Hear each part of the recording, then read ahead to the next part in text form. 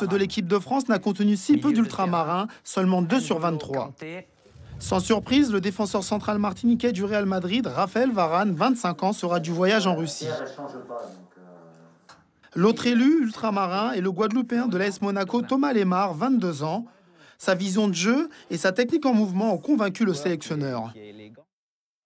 Le verdict est tombé pour le Réunionnais Dimitri Payet, 31 ans, et il est sans appel. Le milieu offensif de l'Olympique de Marseille n'a pas été retenu. Didier Deschamps l'a écarté de la liste à cause de sa blessure musculaire contractée en finale de Ligue Europa. J'ai vu Dimitri extrêmement triste hier par rapport à son match. Forcément, ma décision ne va pas lui rendre le sourire. Mais voilà, ça fait partie des impondérables qui peuvent arriver. À cette liste des 23 sélectionnés s'ajoutent 11 suppléants qui ne se rendront pas au rassemblement de l'équipe de France à Clairefontaine, mais s'entraîneront individuellement. Parmi eux, le Guadeloupéen Alexandre Lacazette. Lacazette, il a le droit d'être extrêmement déçu. C'est la 3e fois qu'il est réserviste, donc je pense qu'il doit en avoir un petit peu marre.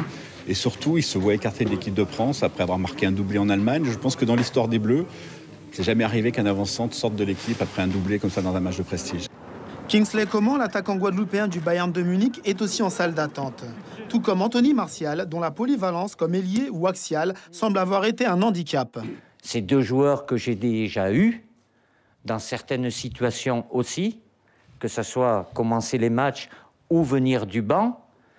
Alex, ça n'a pas été le cas au mois de mars puisqu'il était blessé. Anthony est revenu.